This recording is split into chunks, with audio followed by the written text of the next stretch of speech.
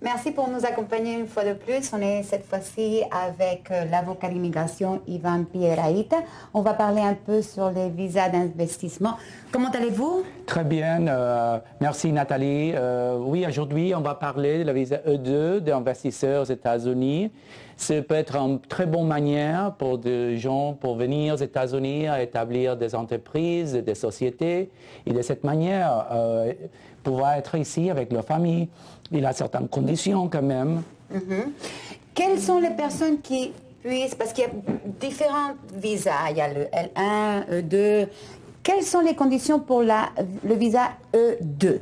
Le E2 a certaines conditions. D'abord, la personne doit être d'un pays qui ont traité avec les États-Unis.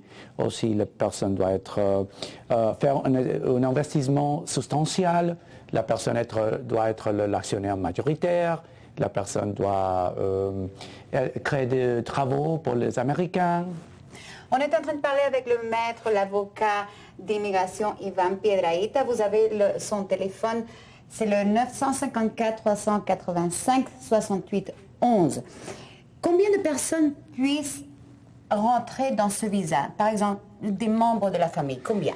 La personne principale peut venir, aussi son conjoint et les enfants moins de 21 ans qui ne sont pas mariés peuvent être dans le groupe familial. Et s'il y en a un qui a plus de 21 ans? Dans ce cas-là, il faut chercher une alternative, peut-être un visa d'étudiant, un visa d'investisseur pour eux, un visa de travail professionnel. Donc, c'est la même chose dans le cas de visa d'investisseur comme des autres visas.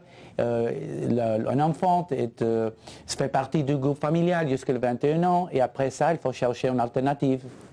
Ce type de visa, dès que le procès démarre jusqu'à l'avoir, quand on pense qu'on a toutes les conditions prêtes, combien de temps ça dure? Oui, normalement, ça peut prendre quelques mois pour préparer le cas, pour établir la société aux États-Unis. Après ça, il faut présenter, normalement, on le présente au consulat des États-Unis dans le pays d'origine. Et ça peut prendre de 1 à 2 mois normalement pour que le consulat peut donner à la personne une interview pour faire sceller le visa dans le passeport. OK. Après que toute la famille est arrivée aux États-Unis, ils font l'investissement. Combien de temps cette famille peut rester dans ce pays sous ce visa E2? Normalement, il est donc pour 5 ans. Après ça, il faut faire un renouvellement.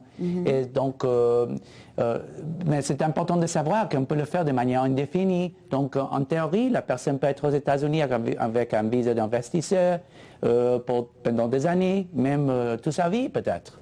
On est en train de parler avec l'avocat d'immigration Ivan Piedrahita. Vous avez son numéro de téléphone, c'est le 954-385-68-11. Il est ici à Weston, on est en Broward, il va aussi à toute la part de Miami. Et puis maintenant, on est en train de faire un peu plus avec les francophones, ce qui est très très bien.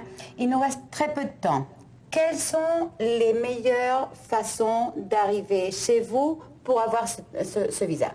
Oui, d'abord, il faut faire un rendez-vous, faire une consultation, on peut parler des choix, des options. Après ça, il faut étudier le marché, décider quel type d'entreprise il va ouvrir aux États-Unis.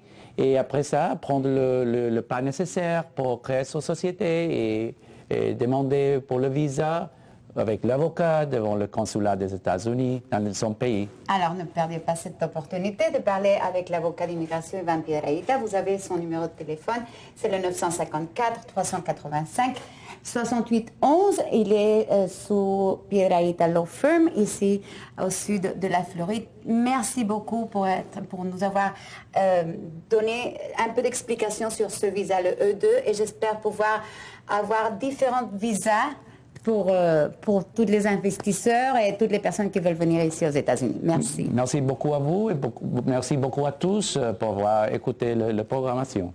Merci, ce sera jusqu'à une prochaine fois.